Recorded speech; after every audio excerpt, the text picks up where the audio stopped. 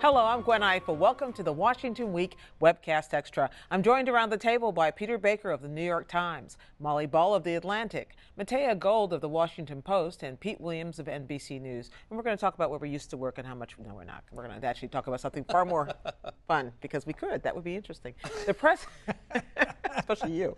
The president leaves for Asia this week with stops scheduled in Japan, South Korea, Malaysia, and the Philippines. By the end of the year, he will have also visited China, Burma, and Australia. Is this the long-awaited Asia pivot, Peter? The pivot finally here. The pivot. At the same moment, he's going to be spending every moment on the phone with people back in Washington talking about Europe because of the Putin and Ukraine crisis. And it happens every time he goes to Asia. We were in Burma, in fact, in Cambodia, right after his 2012 re-election, and he was again trying to show how much he was committed to Asia. And in fact, he spent his entire time on the phone dealing with the Gaza crisis back in Egypt. And didn't he cancel a couple of visits to Malaysia? He's twice or three times canceled now trips to Asia at some point or other. Once for healthcare, once for I think a budget shutdown, fight, and last fall for the shutdown.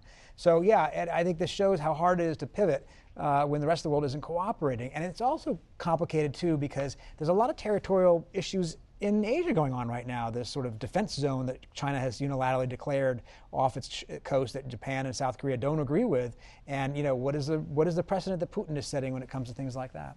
Well, let's come back home here for a moment, because Molly was lucky girl, was in New Hampshire last weekend going to visit a conservative conference, political conference, and many of the speakers, everybody showed up and saluted, and one of the people there was Rand Paul, the senator from Kentucky, who is the darling of libertarians and is apparently thinking about running for president himself. Let's listen to a little bit about what he had to say then when he asked Molly how it went over.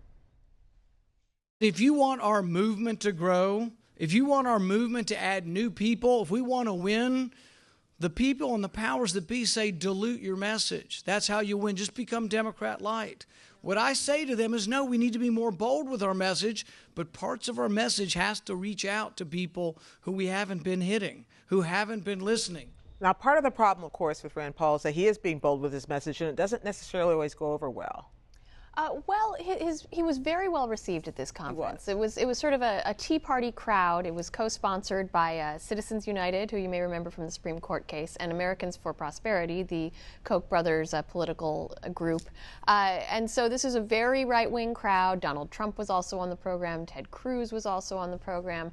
And so I was interested to see, Paul has this sort of built-in base of libertarians, but he's also trying to appeal to that sort of Republican far-right Tea Party base. And that's who was at this conference. And so I was interested to see if he was their favorite, especially when he's juxtaposed with Ted Cruz, who's also thinking about running and who would be sort of squarely in that lane.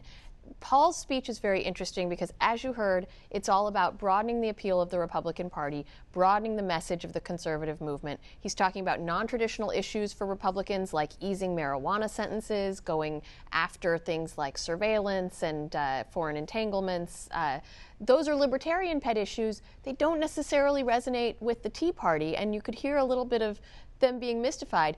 Ted Cruz gives a speech. It's all red meat. It's Obamacare, Obamacare, Obamacare. It's hitting Obama the whole time, and they really went wild for that. I talked to as many people as I could after both of those speeches, and I found very few who didn't prefer Ted Cruz to Rand Paul. That's so interesting. It just goes to show this is not a lockstep idea or a lockstep movement, and they're all going to have to fight for those votes. Absolutely. I want to talk to you about a story that you wrote, Matea, this week, or was it this week? Yeah, Sunday. Right? It was Sunday. There you go.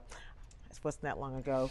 And it was about the thing we don't talk about that much, or to get very deeply into in Washington, which is the growth of the lobbying industry, especially the tech lobbying industry, and how much power they suddenly have here. And you focused on Google. Yeah. Everybody's got a Gmail account, but it turns out Google's got our Gmail accounts. What we were so fascinated with is that Google really started off in Washington as a company that really did not want to engage in kind of the pay-to-play culture here. They were very kind of disdainful of that. They came in kind of wanting to teach Washington about kind of the intellectual ideas of the internet world. And they really quickly realized that they had to change the way that they practiced politics in Washington. And they are now one of the aggressive purveyors of this new form of Washington lobbying that is not that apparent when you look at the lobbying reports. It's working with like-minded groups in the think tank world, with conservative advocacy groups and liberal advocacy groups, with working with lots of universities and just trying to get your message out in a softer, quieter way. What's their message? Well, it depends on what the policy fight of the day is. I mean, we looked at two key policy fights that they really engaged in. One was over an investigation by the FTC into whether they had too much dominance in the search market. And the other was a big fight in Congress in which we really saw Google for the first time really wield its lobbying power in defeating some anti-piracy legislation. And in both of those cases, they use these really kind of innovative tactics that they've come to really embrace and master. It's fascinating. I recommend it to everybody. There's a link on our website. Go take a look at it. Pete, I want you to pitch forward a little bit to next week. Supreme Court is going to have a couple of interesting cases. Among them, probably one we've all been watching for, is this case involving this video streaming service, which the networks aren't very happy. Your bosses aren't really very happy about. Yours either. Or mine, well, you know, mine don't really You're care. a party to the case, too. I am. Well, yes. In that case, we hate it.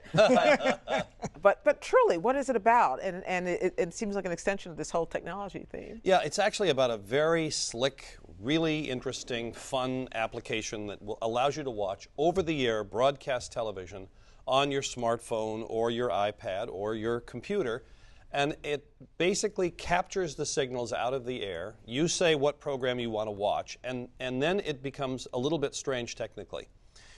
Once you say, I want to watch Washington Week, just to pick a show, then if in a city where it's not in Washington, but it is in New York, so if you were going to say that, then you're assigned a specific little tiny antenna about the size of a penny, which feeds into a little video recorder, and then it goes down the internet to you. Now, the reason it's designed this way is quite clearly to get around something in the telecommunications law that says that you can't take somebody else's public performance, and that's what the law considers a TV show to be, and play it as your own without paying the copyright fee. What Aereo says is, public schmublic, this is one-on-one. This is, you know, Herb in New York wants to watch Washington Weeks. He gets his own little antenna whenever he watches, and there it is. The networks say that's obviously a violation of the copyright laws. I think the larger issue behind this is the people behind Aereo make no bones about the fact that they don't like the way broadcast television is delivered, and they really don't like the cable company business model, and they're hoping to bust it up. The question is, will the Supreme Court see that this is they're just this side of the law, or will they say this is obviously an attempt to get something for nothing?